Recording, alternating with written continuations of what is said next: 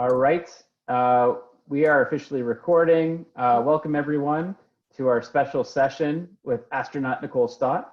Let me pull up our kind of official slide welcome. I'm kind of going to flip back and forth as the moderator, DJ, whatever you want to call me, during this session so that people can see both what's going on, mostly so we can have more of an interaction. The idea is to have a lot of Q&A, so we're going to have to unmute and mute people a bunch of times. So I'm sharing my PowerPoint. So right now you should see our welcome to the Analog Astronaut Field Notes series hosted by Flight Ready Systems. Just our disclaimer, just to make sure that everyone understands that we're here to have fun, offer advice.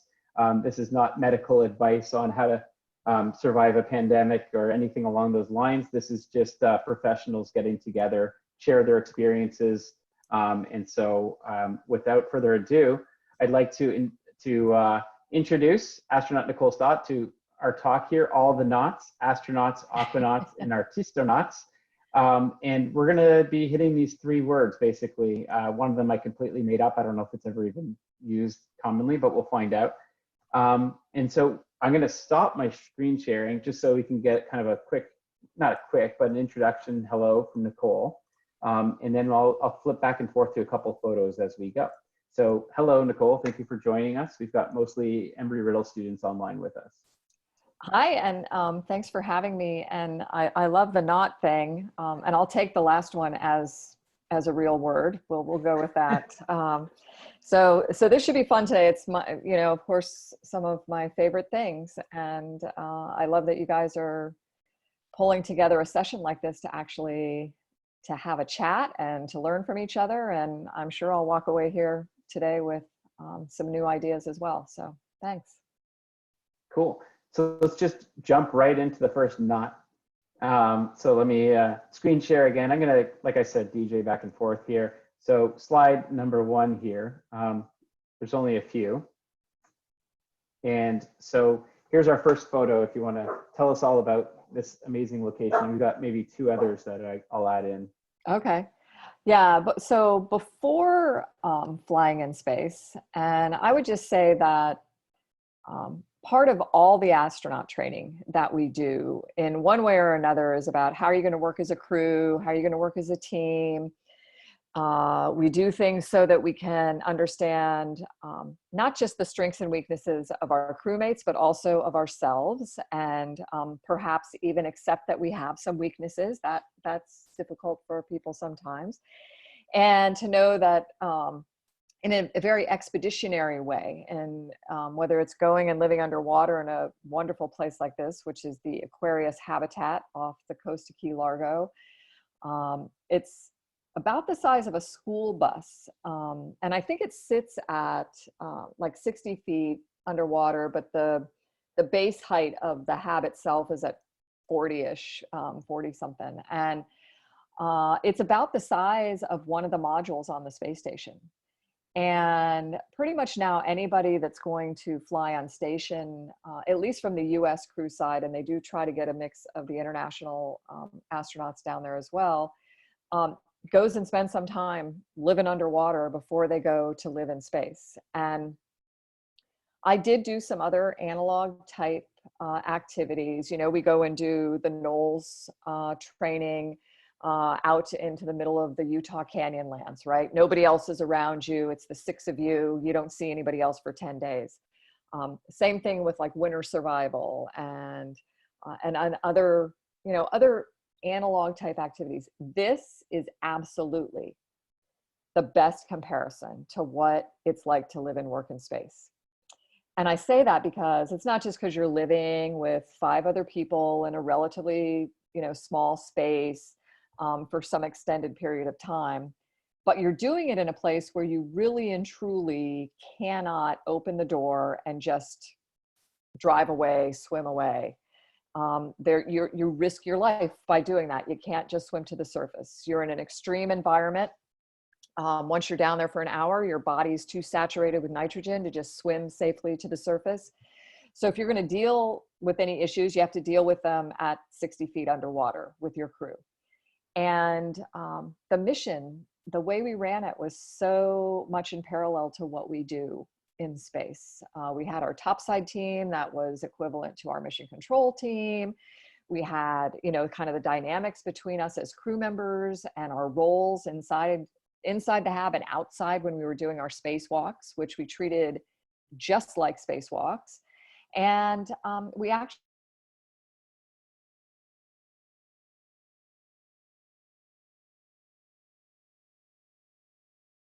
had really real mission. So absolutely, as close as you can get. We joke, I'm a rambler, you can tell it, but we joke that this is a whole, you know, go have your inner space experience so you can learn how to live and work in outer space.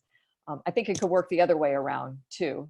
And I loved it also because it gives you, just like looking out the window of a spaceship does, it gives you a whole new perspective on the planet. And in this case, you're kind of surrounded by it, whereas in space, you're kind of surrounding it. So I'll shut up. So Anne actually had a very good question. She asked you how long you were underwater living in Aquarius. Yeah, we had an 18-day mission, saturated, which I think to date is still the longest saturation mission that they've had on Aquarius. There have been some longer missions where they've gone in and out of saturation, or they've just done it kind of at atmosphere where they've kind of locked themselves in the hab and not gone out. But I'll tell you, one day down there it's eye-opening in so many ways, definitely from the exploration standpoint and preparing you to go to space, but just in terms of like who and where we are on this planet, it's pretty incredible as well. Awesome. I got a couple more photos of Aquarius. Okay. There's you on the left and on the right, but yeah. So I shared. So the one on the left is, and I'm sporting my Nemo 9 patch today. That's after we come back up, right? We're not doing that regularly on the surface there. But the one on, I guess on the left, I always call that one like riding the line, because there's really interesting ways that we kind of navigate around the habitat. And a lot of it is just by having kind of these spokes come out of the hab or different places surrounding the habitat where you might not have a visual on it anymore. So there'll be these lines out there, and where they intersect, they'll have directions on them. Like if you go, you'll go west, north, northwest that way, and it'll maybe even point towards Aquarius, like your most direct route. And so we, you know, those are those lines are out there. I love that picture because it looks like, it reminds me of the picture I have hanging on from the side of the space station, you know, where it's just all black around me. And then the other picture, I shared that one because you know, we're embry-riddle. We're here mostly as eagles. Hopefully there's some other folks joining in, but I think it's really cool that embry-riddle has a presence out there everywhere in the space industry and beyond. And this is my buddy, Ron Guerin. We shared that Nemo 9 mission together. Never flew in space together, but two eagles underwater there. You're mute. Yeah, you got mute, Ron. Yeah, so the next, we got space station coming up. So before that, let me stop the share, see if there's some questions about Aquarius Reef Base, because I know that, I mean, a lot of this crowd knows a lot about space station, space flight, but the parts about analog research and underwater are a little bit new to a lot of people. There was a follow-up about, you know, what do you have to do to come back up? So you're saturated, you can't just pop up to the surface, you're dependent on your life support underwater. What's the process like to come, I guess, the reverse airlock, if you will, to come back home? Yeah, it's kind of neat. You know, the whole habitat turns into like an airlock. It's this, they've got hatches on it. It becomes like its own little submarine almost. And then they can depressurize to bring us, you know, back up to like surface or sea level pressure.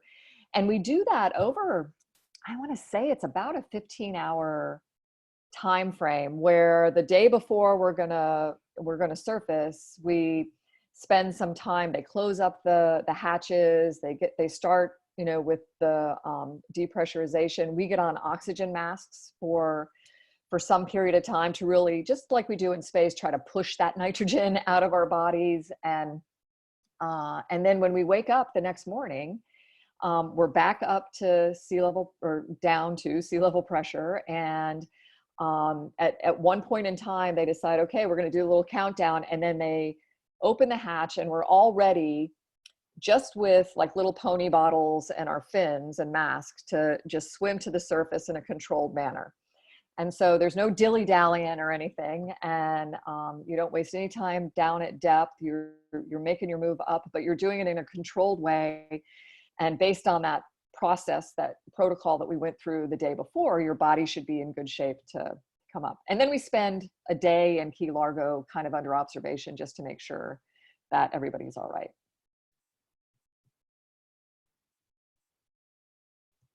We've got a question from one of my students, Kartik, if you want to. I unmuted him, but not myself. Do you want to pop on your video and ask Nicole your question? I can start my video. Okay. But yeah, I had a question about like how the EVAs in Aquarius were similar to the EVAs you did in space in terms of spacesuit. Okay, so in terms of spacesuit, I don't know that we didn't really have a spacesuit on, but all of the protocols that we would use, like the checklists that we would use for the prep to get into the EVA, the way we would communicate with each other as crew and with our topside team during the spacewalk, all of those things we did in a very similar fashion to what we would do in space. As far as the suit went, when I did Nemo 9, we were still doing two kinds of dives when we went out, or two kinds of spacewalks. We had either like these big cave diving, like the double tanked rigs that we would use with a full, face mask that you could communicate on. And that was all just with the tanks. And out on the walk, we could pump those tanks up. We could refuel basically while we were out on the lines there if we needed to. Those would allow us to explore further away from the habitat. We also did, though, and I think it's the ones that they're primarily using now, are the kind of the full helmet, looks more spacey, I guess, hard helmet that has the integrated comm and everything. A full wetsuit with kind of these boots that are weighted, and then you have an umbilical back to the habitat. And that limits how far you can go out, but it's a little bit more like maybe a surface exploration activity where you'd be walking on the moon or walking on Mars. And we would do things, yep, just like that. And we would do things in those suits that, I don't know, a lot like we have, are thinking about for future exploration. And we even started using little rovers and some, I don't know what you'd call them, like robotic tools and things to like move the crew members around, almost like little mini spacecraft to really try to simulate everything from exploring an asteroid to walking on Mars. Awesome. I hope that rambling answer answered your question. Yeah, if you can't tell, I enjoy talking about this stuff. So you can always just say, shut up, Nikki, and move on. Yeah. Cool, thanks, Kartik. We got a question from Robert. Do you want to, I don't know if you want your video on, but I will find you real quick here. I'm in gotta switch views. There you are. Okay, unmute. It's all yours.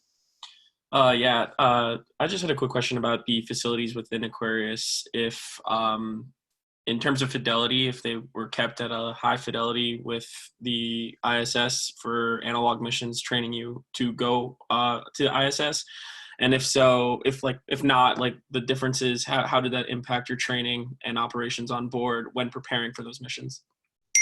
Yeah, so that's a great question. The interior of the habitat, kind of the surrounding thing, really doesn't look like a space station. There are some similar things, we have a little galley table and it's small and I mean, stuff like that.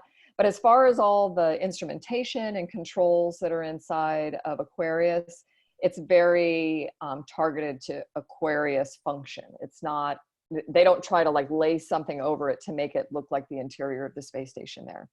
By the time you would do a mission like Aquarius in your preparation for flying to space, and I think this is still true, you would have already done extensive training in the simulators that we have at Johnson Space Center and other places. And those, let me tell you, I didn't realize how good they are until I got to space. And I remember floating off of the space shuttle, you know, into this kind of almost felt like Grand Canyon-y, like open space of the space station. And just, it felt familiar. I mean, it was floating, everybody else was floating. There was stuff on the walls that, you know, we don't have in the Sims, but oh my gosh, it even kind of smelled the same. It was really just interesting to me how ready I was for that. And then, you know, your body and your brain could get used to, oh my gosh, I'm floating. How do I move in 3 dimensions? And ooh, let me look graceful and not pull stuff off the walls. And, you know, those kinds of things, which was really cool that it worked that way. And then when I got back and I went into the sim for the first time afterwards, oh my gosh, I got goosebumps. It was so strange how much it felt like the surroundings I had in space. Yeah. I was trying to pull up there's a picture of Ron sitting at the table by the window holding up like a tabloid newspaper. Oh, I have it. Yeah. I have it. I was looking for that because I figured that would be a great, you know, interior shot. And of course, I almost sent it to you. I don't know where it is, but I just tried I've got it. I'll search for it while we're talking. Okay. I can find that. So I can pull up another photo. I found an interior. It's actually a YouTube video. There's a bunch of them, but if you go to YouTube, go to Inside Aquarius Reef Base, Key Largo. Let me just try to share that screen. This is definitely experimental. Share computer. No, I'm not going to share computer sound because I don't know what this video is, but you should be able to see my screen now, right? Yeah. And yeah, that looks good. That looks really good. Yeah, and I can open it up a bit full screen at least, but that's the main. So inside of Aquarius, there's really, what is it? 1, 2, 3, like 3 main sections. So this is the main like habitable area of the hab. So you come in here, there's a hatch behind you if you're looking into this view, and you come in and you're kind of in the galley area, and then you go towards the back, and that's where the 6 bunks are with an amazing window view there. And you can see to the right that that's where all of the primary controls for the whole station or habitat are on that right side. And you know, the crew that we had was a crew of 6. It was 4 like people in training, and then 2 people were our hab techs. I mean, they know the ins and outs of this habitat. So as astronauts, we didn't spend a lot of time really getting to know those systems at all, other than what we would be responsible for in case of an emergency, and you know, properly managing ourselves. And then behind you in this view, there's another, we called it, I think, the lab module. And that's where we did all of our like science work and stuff, and flew the robotic little, you know, rover on the outside. And then behind that is what we call the wet porch, which was where all the wet activities happened. And that's where, you know, you'd get your suits on, you'd come back in, you took a shower in there. And that was really nice to keep the wet separate from the dry. And in this picture that Ryan has up now, you can see the people that look like they're swimming in towards the right end of the hab. That little white thing with little circles on it, come down and to the left a little bit, the gazebo. Yeah, that's a separate structure from the main habitat. And that sits out on this little elevated, like graded floor.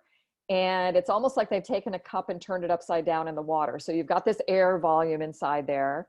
And that's where, in the like highly technical, here's how we go to the bathroom language, number 2 takes place. So for any number 2 activities, you would have to swim out of Aquarius, pop up into that gazebo.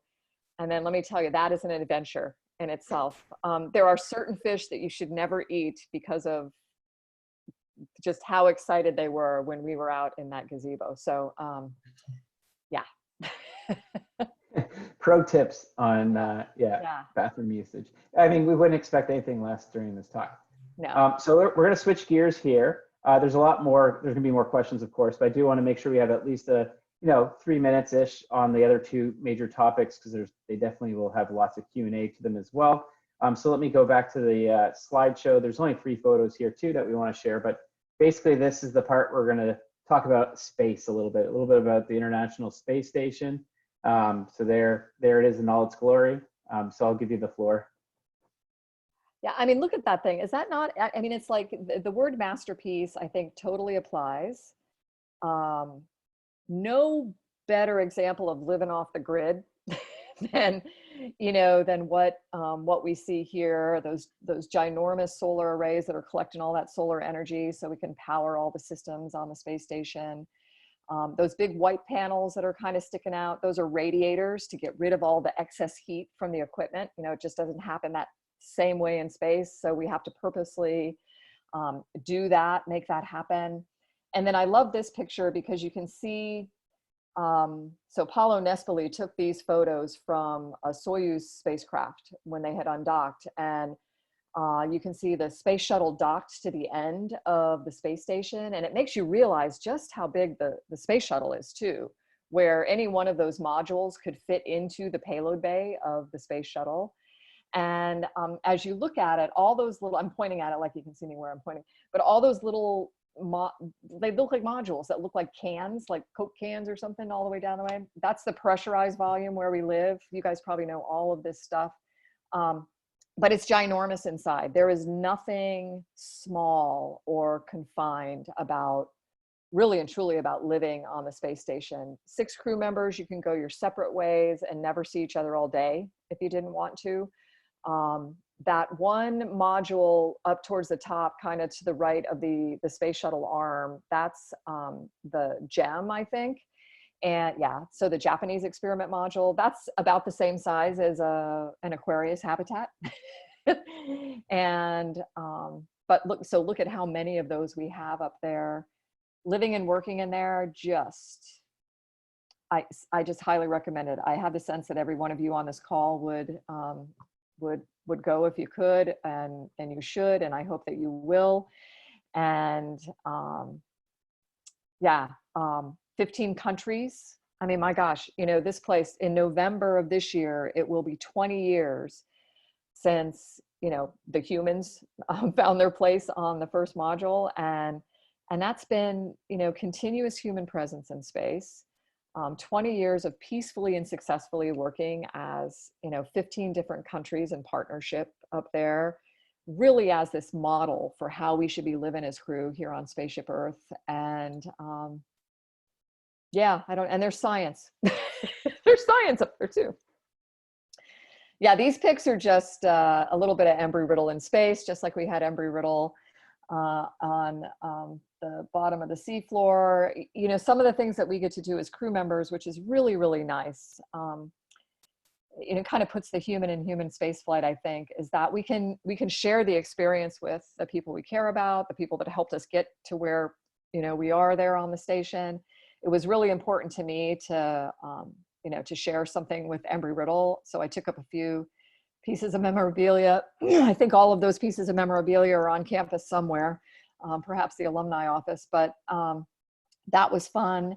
It's also fun to be able to fly upside down. That's having dinner there in the bottom right. And then I think there's a slide with Al Drew on my second flight. There's 6 or 7 now Embry-Riddle alumni astronauts.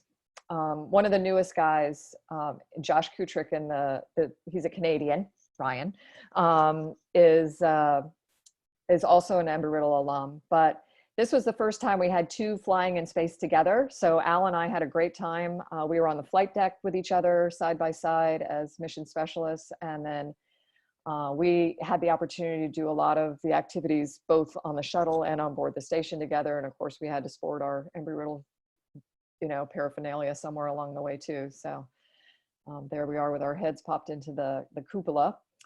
And I think it's cool, we're everywhere.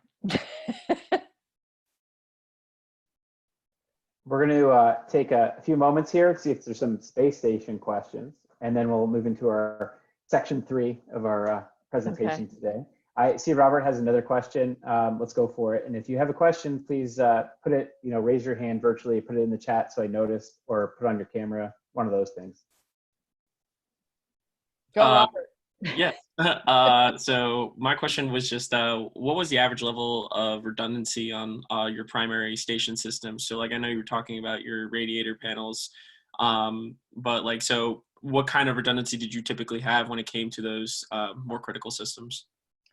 It's usually triple, I think, with like, if you look at like the electrical system, or actually electrical might have been. Yeah, it's usually triple on the most critical systems. And at least, I think even for the least critical things, there was some form of backup to it. Might be totally different to what the primary means were, but you could get the job done. I thought it was really cool from an engineering standpoint too. And this is a little bit subtle, and I didn't think about it until I was in space where you could really hear and feel these things. But on the space station, like imagine you're floating in the middle of one of the modules, right? So you've got overhead, starboard, deck, and port. We do all of that kind of nomenclature so we can talk about where we are. I mean, you're not feeling like you're up or down, but you need to be able to communicate where you are in the station, with your crewmates and the ground, and then you need to be able to locate things too. So that's a very, very like kind of regimented, structured nomenclature for locations and orientation. But you're floating in the middle of the station, or you're working on a panel somewhere, and then all of a sudden it kind of goes quiet. And you're like, ooh, something happened. And you could float in the middle of that station and you could say, okay, equipment on the port side went down. Every other light, in this way is off. That means that's main bus B, or, something. So there was this correlation between how they physically located hardware and kind of the response you would get from it when something went wrong. And to me, I remember thinking the first time that happened, like, oh my gosh, that's like the refrigerator going off in my house. First of all, you don't realize how loud it is in your home until that happens. And it's like this distinct difference. And then to be able to take that and say, okay, that's all the stuff on the port side. It's every other light in every module. That means it's this. And then you can, go from there. And the tone of the alarm would tell you whether it's just a warning or a caution or an emergency where you really needed to, kick into gear with the bold face and, rally your crew. But cool stuff like that. Yeah. We got one more space station question before we go to our third part, and then we can always come back to more questions if you have more time. Yeah. So Ernest has a question. Ernest, do you want to also mention, he's in the spacesuit design class right now, what your project is, because your question directly relates to what you're working on. Oh, hi, Ms. Scott. I'm Ernest, and I'm working on the Hexoskin group project at CSO 395B. Yeah. And my question to you is, on the ISS, were your vitals monitored 24/7, or was it like a weekly report? And how did you report your vitals?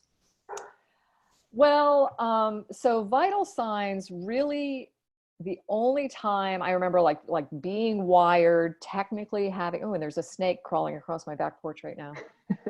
It's the same one that crawls back and forth across my yard. Yay, it's a show all the time, right? It's just a black, garden snake, but I just don't, please don't come on the porch. That doesn't happen in space, hopefully. Anyway, the vital signs, the only time I ever really remember being wired up and monitored on the ground was on a spacewalk.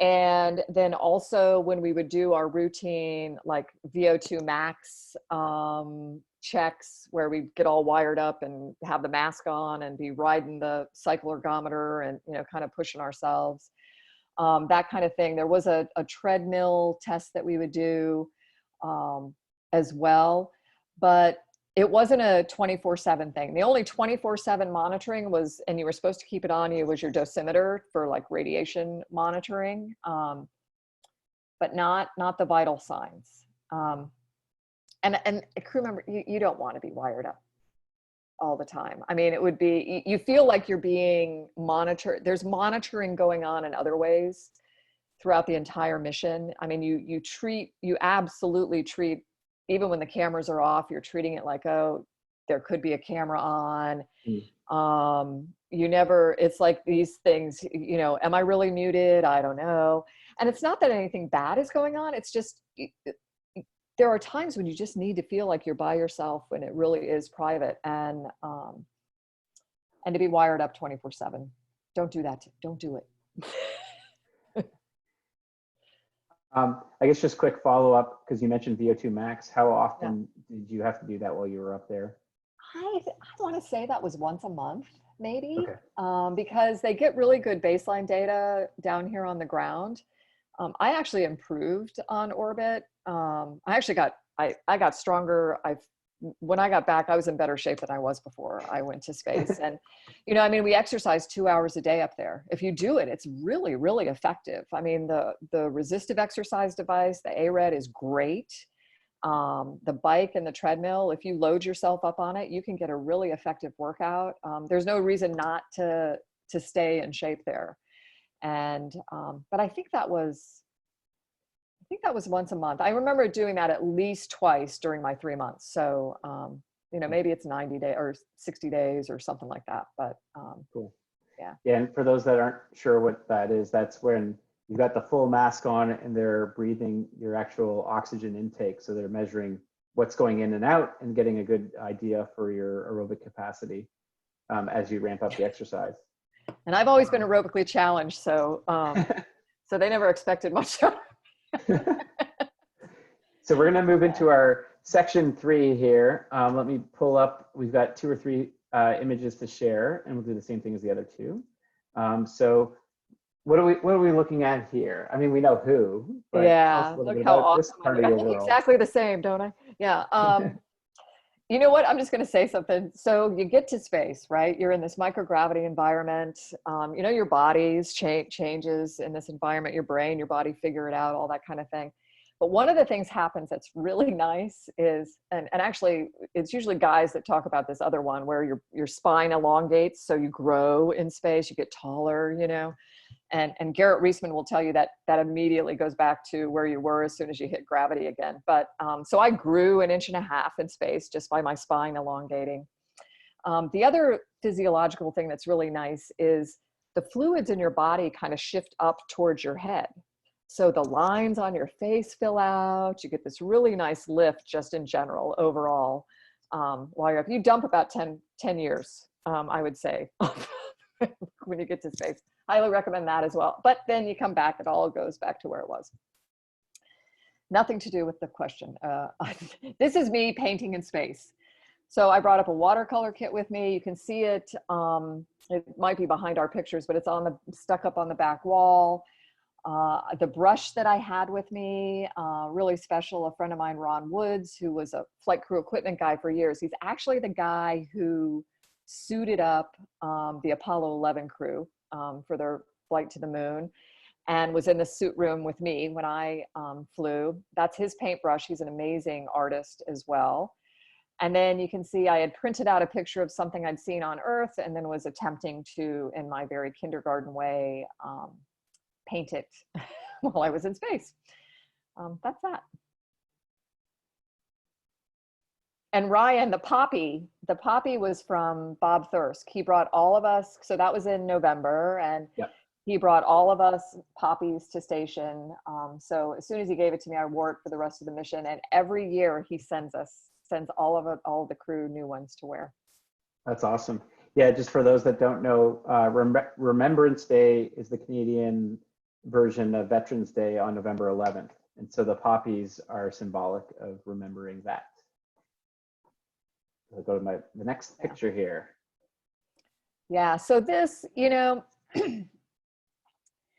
I get a lot of times I'll get the question, or actually it's like a statement made to me, you know, like, oh, Nicole, you know, you flew in space.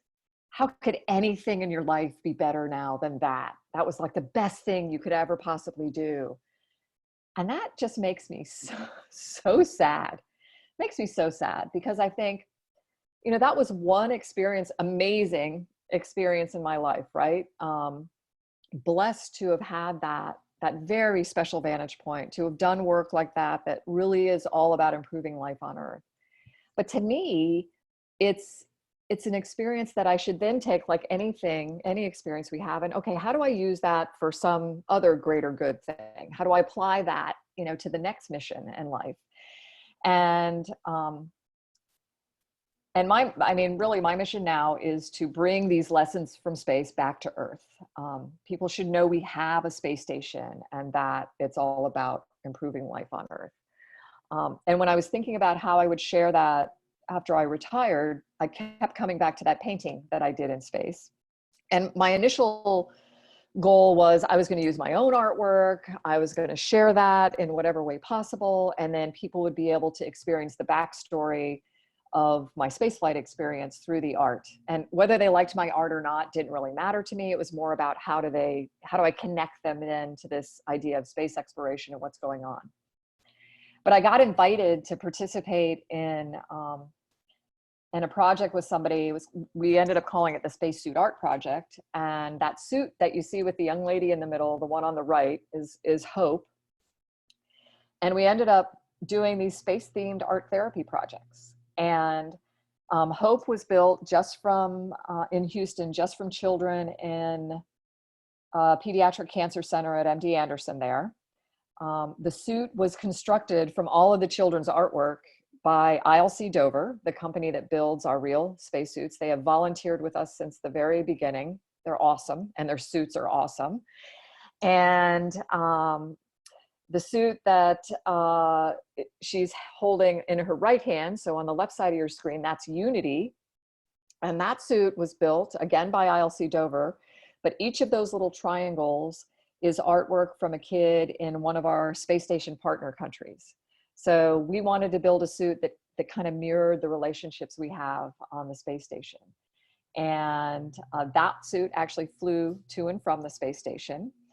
You can see it in the right hand picture. That's Jack Fisher wearing it on the station. We did this really great video conference with the kids from around the world in the different control centers and hospitals. And we think of them as like global community art projects. And now we have another project in work. We just finished a suit called Exploration that's built from children in 45 different countries and hospitals and refugee centers around the world. And the project we have in work right now is called Beyond.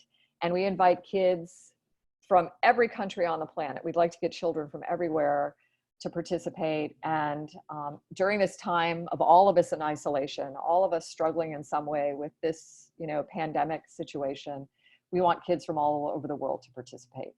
And I'll just tell you, I've seen Nick Lopak's hand raised for a while in the background here. And he and some of the other Riddle students helped us with with both Unity and the exploration suit, and participated, went to hospitals in Daytona and Ormond Beach and helped us paint with kids there. And really kind of cool to me to be able to bring the Embry-Riddle world into it too, and know that there's people there that want to help with these projects as well. I just unmuted Nick and didn't unmute myself again. Okay. See if he has a question. Sorry, I didn't see the raised hand there, but it's probably a good time to ask a question anyway. Yeah, sorry I don't have my video. We have one webcam and we're sharing it between me and my roommate. But That's okay. my background's also extremely messy, so I would have used the Zoom background anyway. But I originally had a question on the... So wait a minute, Nick. Wait a minute. You said my background is also extremely messy. Does that make me think No. my background is really... I don't know. Go ahead. Go ahead. I had a question previously in the space section, and this is something I've always thought about, but I've never really gotten to ask an astronaut. When I was at Johnson for my internship, they give us like the Building 9 tour with the mock-ups like you were talking about. Yep. I remember sitting in the space shuttle cockpit, the high fidelity one. I'm like, there's no way they know what every single button does. Like, do you guys split it up, or do you actually know? Like, or is it like, you have an assigned section of buttons to understand? Well, you kind of know. And it's because if you looked at those panels, it kind of go back, I think it was Robert that asked the question about the redundancy. So if you look at those panels, I mean, I remember being overwhelmed, like getting into that cockpit the first time and thinking, oh my gosh, there is no way. You know, you're just surrounded by hundreds of switches, right? And then when you start to look at them, you see, okay, this is all the switches for the reaction control system that are controlled by this electrical bus. And then you look at the middle, this is all the reaction control system switches are controlled by the other electrical bus. And you see there's 3 of those and you're like, oh, thank goodness, because now I only have to really learn one panel and know that, you know, there's redundancy in this. And that's true for all the systems. And then the way they divvy it up is really, again, very thoughtful.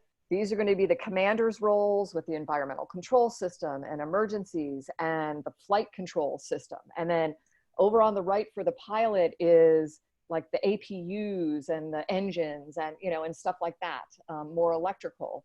And the mission specialist can help with, you know, a variety of these things, including the navigation and the computer systems. And so it's really, really neat the way it's broken out, which helps you, you know, learn what they all are. And then the other thing is, if you look at those panels again, it's they have them laid out in a way, and I keep looking up like I'm looking at the overhead panel. They have them laid out in a way with the schematic like overlaid onto the switch panel. So you can almost see, okay, this valve, if you shut it, it's going to close off these 4 thrusters. And or oops, no, I just want to shut off the hydrazine or the locks or the, you know, the hydrogen to these things. And you can see kind of the pathway through it all. And the same with the electrical system. It's really, really cool how it's done. And I don't think that's unique to spacecraft. I think aircraft have it that way as well. But yeah, it's all those things that help really from a human factor standpoint, get the human brain wrapped around this like overwhelming number of switches. Thank you. And Yeah. does that make you kind of jealous of SpaceX's control surfaces, or is it a different kind of story?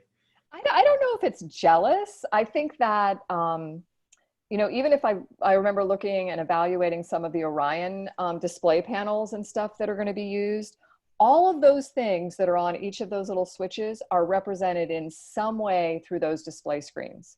And, you know, to some degree, they're going to require the astronaut crew members to have knowledge of those, to know how to work through the checklist, to manage them, just like we did with physical switches.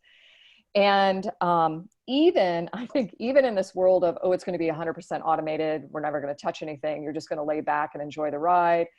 I think there'll always be some level of redundancy for the human to be able to participate. And I'll throw in something here. I know I'm probably going long, but I kind of gauge things in some way by looking at what our Russian partners do on the Soyuz spacecraft, right? So if our Russian partners, in the knowledge they have over the years with spacecraft and crew members, if they didn't think that crew members needed to wear a pressure suit inside of the spacecraft, they would not require it. But they've had incidents in the past, and we have as well, where the proof is that you need a pressure suit inside of a spacecraft as this level of redundancy in case all of your air goes spewing out for some reason, and all those tanks that you think are going to keep it filled and, you know, running for, you know, so that you can stay pressurized, something happens with them, that you have your own little personal, you know, spaceship that can help keep you alive to the extent possible, right? You know, the other thing is, if the Russians didn't think that you should have a manual backup to flying, maneuvering, managing the spacecraft systems, they wouldn't have it. So, you know, I hate to throw everything in. If the Russians don't have it, then we don't need to have it. That's not really what I'm saying. What I'm saying is if they do have it, then we probably need to be really considerate of why and make sure that we incorporate something like that as well. Excellent. Thank you again. Yeah, you're welcome. All right, so I'm going to go to the take us home hashtag slides. Let me share the Okay. screen one more time.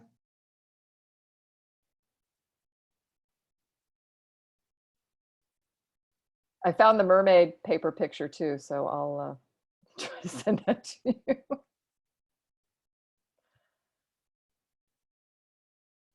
Oh, Okay, there we go. We got Okay. our hashtag Palooza here. okay. Hashtag Palooza. Yeah. Okay. So, this is kind of if you've heard me talk before, you've heard this, so you can, shut down if you want or listen to it again. We talked whether it was Aquanaut or Astronaut, and I would even say a little bit in the Artistonauts world. There's a lot of complexity in things, right? And, certainly as an astronaut, for us to get to space, out of this gravity well of the planet, with 7 million pounds of thrust behind you on a space shuttle, for example, it's a pretty complex thing. To live and work in space for even a short period of time is a pretty complex thing. And to get home safely. All the complexities, not even to mention the relationships between the international partners and the science that's being done. But I think for any story or anything, when you're in a class and you're trying to really hone it down to what is the important stuff, the simplest presentation of it to me is what ends up being the most important. And in all the work I had the opportunity to do in space and since then, before then, I think that the 3 simple lessons, they're hashtagged away there, are that we live on a planet, we are all Earthlings, and the only border that matters is that thin blue line of atmosphere that blankets and protects us all. I will add to that, you don't need to go to space to know those things. I perhaps was slow and needed to go to space to see a planet to realize, oh my gosh, I live on a planet. Learned that in kindergarten, but had to go see it to know it. And I think with the way, what we're experiencing right now, the bottom line is that we all end up needing to recognize our role as crew members. We need to take on that role. It's what we're doing. We all have this task that we might not want to be doing right now, isolating all over you at each individual places versus in the classroom or the suit lab, where you'd rather be. And it's just our job right now as crew members on Spaceship Earth to do this for the sake of the whole crew, because that's the way we respond to emergencies on a space station. We respond with the idea that we are going to survive as a whole crew, not just the people that are in this module or that module. So I'll stop the rambling again. Thank you so much. I think Yeah. what we'll do here is we'll do the official thank you, and then I'm not sure if you can hang out a little bit longer for a little bit more Q&A. I'm sure there's as many questions as you have time, but we all do need to kind of move on, and we can always regroup again in the near future. So I just want to officially thank you on behalf of everyone that's here and the people who might be watching this later in the recording. We appreciate you spending time with us and offering insights to all these amazing things that you've been working on and the next projects as well. So thank you. Yeah, absolutely. And Ryan, thanks for including me. As you can tell, I don't enjoy speaking about this stuff at all or sharing at all. Not at all. There's no enthusiasm here whatsoever. And I'm thankful for the really thoughtful questions too. I can tell they apply in some way to what is going on in class, but also in general interest as well, which is fun to me. So, and I'm looking right here. I'm going to send you the Ronnie picture with the mermaid cemetery. So cool. And I'll DJ pull that up somehow. If you send it to my email, it'll be easier for me to do that. But what we'll do in the meantime then is give the floor to Cyan for just a moment to introduce what we're doing next week. Hello, everyone. I just want to introduce you to Kate Green. I was on the High Seas Habitat for 4 months with Kate. She is a physicist turned science writer. And so in 2013, when we were part of the first crew to live in the High Seas Habitat, Kate came in with contracts for The Economist and Discover Magazine and all of these really great journalist magazines. And so she is going to be reading from her upcoming collection of essays about her time in the high seas habitat. And that our high seas habitat was a 4-month mission, was specifically funded by NASA to investigate food strategies for long duration space flight. So it'll be fun to see what she's going to share with us next week about that. That sounds great. Excellent. So we'll go into like kind of the bonus questions here while I work to pull up that photo. Just a pre-question though for Nicole. We do have some from students in the chat here. Just how much time do you think you could spend? 10 minutes, 15? Yeah, probably about 10 minutes. Yeah. Okay, just so everyone's aware of what we're doing. All right, so I do want to go to the student questions in the chat first. I know Cyan has a lot of questions, and they're good questions, so we'll kind of let her get to those next. I just put the food one eventually. Okay, so Brianna, I see your question and that you have your camera available. If you could turn that on, there you are. So it makes it a lot faster to find you. Yes. Go for it. Yeah. Hi, Nicole. Hi. I have a quick question about the your medical past and the astronaut selection process. Okay. Because I know for myself that is a big question I have for how does that affect your how did that affect your, how am I trying to say this? Sorry. How did that affect the process and you getting chosen? Well, medical it's a big part of the selection process. And, sadly, NASA I don't think does a really good job of, if you go to the astronaut selection page and look at the application and, all the requirements and stuff, there's not a real clear, criteria from a medical standpoint there, right? So it's a little hard to know, oh my gosh, if I had this thing happen before, will that disqualify me or not? Very difficult to know. I think you just go for it, quite honestly. I don't think you worry about that. I think that when you get into it, there'll be questions that come to you where you have to honestly answer them, of course, because they'll check you out eventually anyway. But that'll give you a better indication if something that's happened to you medically might disqualify you. But if they bring you in, they are going to put you through a battery of tests. I mean, people have found out things about themselves that they probably would never have known in their entire life because of the tests that you get put through. So please don't let that stop you, unless you see something where it's just obviously this very clearly says, no, you can't apply with this, or you don't qualify with this. I would say there's pretty much nothing that should stop you from applying. Yeah. Very much. Yeah. Cool. Thanks. So Cyan, do you want to pick one of you have a lot of questions, but they're all good, but do you want to pick ones that you think would help the students here? Well, I think piggybacking off of the fact that you're just talking about the astronaut selection process, were you ever on the selection committee? And if so, what was that like for you, seeing all the candidates come through and the things that kind of resonated with you when it came to selecting people? Well, I think the thing for me, and I try to share this with anybody that asks me about this too, is that if you get to the point where you're sitting at that table and getting interviewed, your resume is already good, right? The basic knowledge of your medical stuff is good, at a very basic level. That's all there. I kind of look at that as like everybody's equivalent coming in, because you've gotten through the HR requirements, you've gotten through all this other screening that goes on to get you there sitting across the table.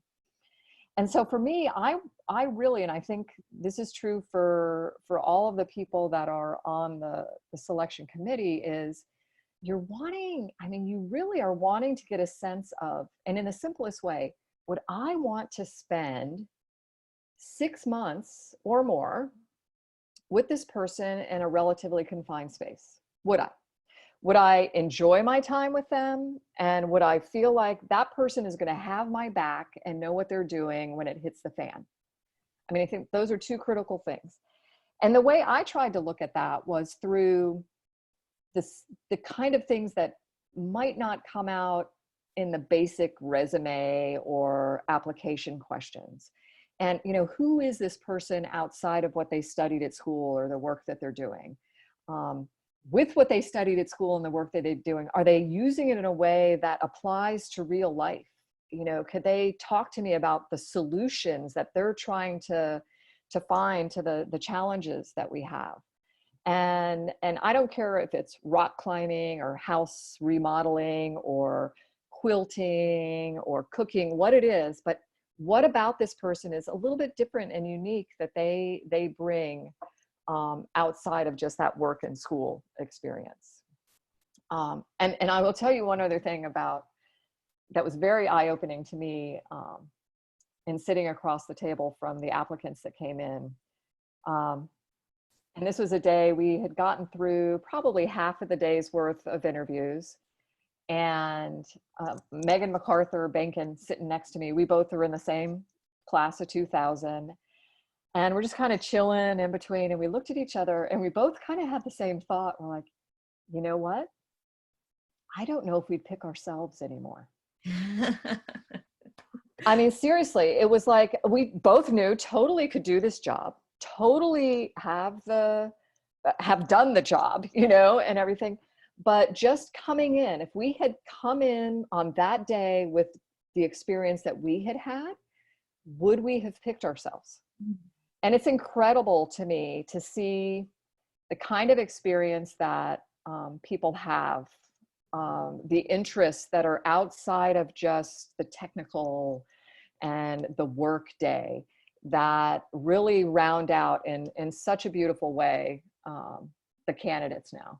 And how at 20 something someone has done the things they've done, I don't know. Yeah. Very cool. Thank you for sharing that. Yeah, you're welcome. Awesome. We've got, I guess, 2 more quick questions. Okay. Let's see. We've got to go over to Robert and Kartik back again. So if you guys can, we'll make them quick, and that way everyone can. What you can really say is, Nicole, could you speed up your answer? No, we're hanging on every word. Every word. Yes. Once I watch the recording, I'll let you know what those words were. Okay, yeah.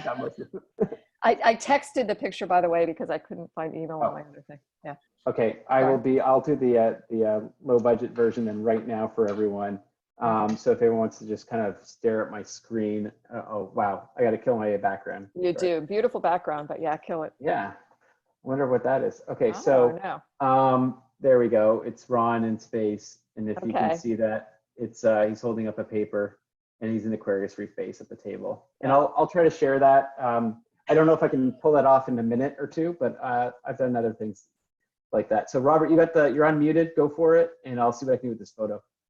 Yeah, so my question was actually more Embry-Riddle focused. So I know you had the opportunity to serve on the Board of Trustees at Embry-Riddle. And during my time on SGA, I heard how you were like one of the loudest voices for students. So first off, thank you. You're welcome. And I know you also had the opportunity to work with the Union Project to get the Nicole Stott Art Gallery and all those things. I did not do that. That was my that was in place of my honorary PhD, I think. I'll take the art gallery any day, by the way. Well, it's still my favorite place to walk with my morning coffee. So thank you. I just wanted to know, looking to the future, what do you hope to see out of Embry-Riddle and its students, both from this program and beyond? You know, I'm really excited about this program that's going on, because I think it's really getting at the heart of the fact that it's not just about engineering. It's not just about like the business of space. It's the overall operation of it. And I think that's what this program does really well, is tries to integrate all of those things. And actually I would say that's what Embry-Riddle, even as an engineering program, did really well for me back in the olden days when I graduated. So I got to Kennedy Space Center as a young engineer. It was post Challenger. They were getting, we were returned to flight after Challenger. And this whole group of young engineers got hired basically out of college. I had worked for about 1.5 years at Pratt & Whitney before moving to KSC. But the management there recognized very early that, you know, most of these students as engineers didn't have any like program management, project management background, right? Embry-Riddle built that in. Jim Latisick made sure, Chuck Eastlake made sure in the engineering program that students were learning how to apply engineering in the real world. And that was going to be how to present your project, your solutions, how to manage them. So I felt like I had this little bit of an advantage when I started working at Kennedy, because in reality, the shuttle program at Kennedy Space Center, you had to understand the engineering, but your job was to take a space shuttle off the landing or off the runway and get it back to the launch pad, right? And that's a lot of, you know, integral management. What I hope is going on right now, and what I hope to see in the future, is that that Embry-Riddle recognizes that regardless of what the curriculum is that you're studying, which college you're in, that we need to be producing students that understand how what they studied applies to solving the greatest challenges we have on the planet. And I think the school does a really good job at that right now. But I want to see that continue. It's why, as a voice for the students, I'm all for ramping up the research activities and becoming a recognized research institution and bringing in the professors and all that support that. But I believe the teaching in the classroom is equally as important as any research project that can be done.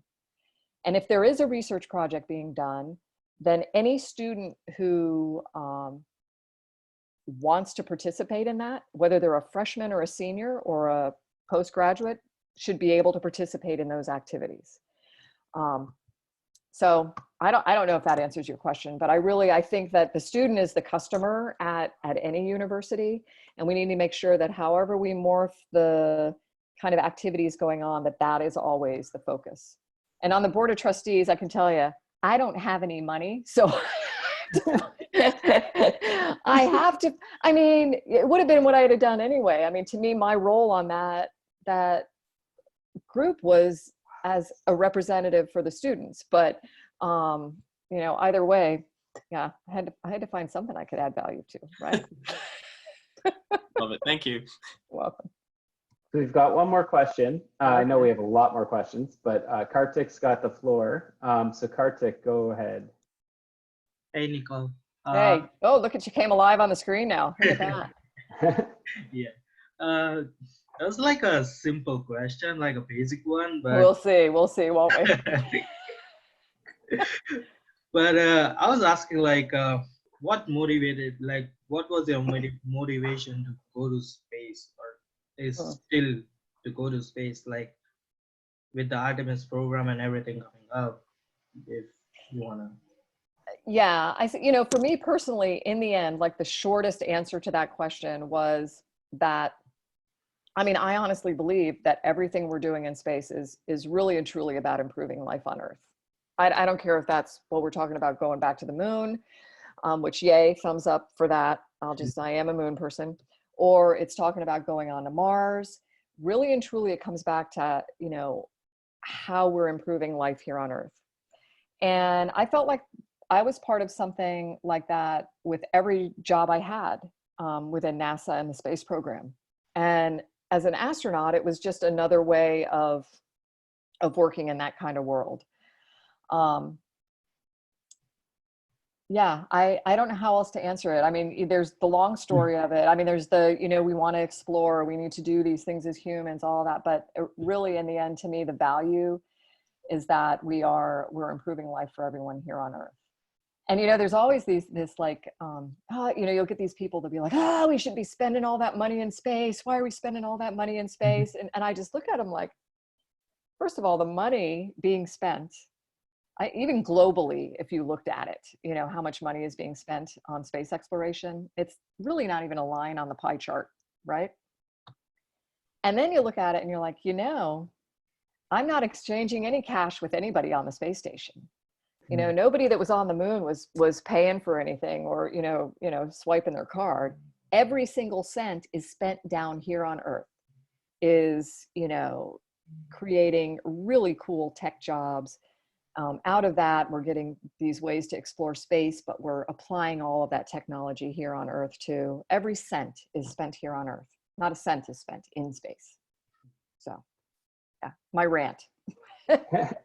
So thank you so much. And as a way of thanking you and wrapping up, hopefully, I don't know if this is gonna work, also experimental. If everyone could take their video cameras off of video mute so Nicole can see your smiling faces. All So right, you can, go gallery mode so I can see yeah, everyone. me too. Gallery mode is the way to go right now. All right. Oh, you know what? I got to take a picture too. Yeah, and I'm gonna unmute everyone, 'cause why not? If it lets me. Okay, so here we got cameras popping up everywhere and Yeah, unmuting very everywhere. cool. Yeah. So we'll just give it another like few seconds here, then I can do a little print screenshot of everyone. Can you get everybody up at one time? There's two, it looks like there's 2 pages. Oh my gosh, look at you guys. I have, oh man, 1, 2, 3, 4, 5, 1, 2, 3, 4, 5. I have 25 out of 27 up, and not all of them are on video. So if everyone who's on video says, actually anyone who's unmuted, who, if they say hello, their thing will shuffle to the front. Hello. Hello. Hello. Hello. Always fun to play with, right? Yeah. So do you have a preferred greeting? Should we like wave? Should we do like something Trekky, or should we like? We for the can go photo? Trek if you want. You know, anything. It's really, Oh man, I gotta get my I have a Zoom background of the you have bridge to of the Enterprise. tape your fingers. Okay. Yeah, get the bridge. Yeah. going. So you guys ready? On the count of 3 here, we'll do a little. 3, I don't see 2. everybody yet. Come on. All right, Bailey, Curtis, Mark. left in the middle of it before. Oh, okay. So All right. again, Here, let me. thank you, Nicole. You are welcome. Thanks, Nicole. Thank you. Thank you. Yeah, Thank but you, you know everyone. what? And thanks you guys too. I hope you enjoy what you're studying. Give your professors hell. Remind them you're the customer. All the time. Yeah, that's what it's all about. All right. Thanks, Cool, you guys. Thank you. All right. Be Thank you. safe and healthy, okay? Stay isolated. It's not as bad as it sounds. Thank you. Thank Thank you. Yes, look at this. Speaking to Thank us. Ryan, do you want to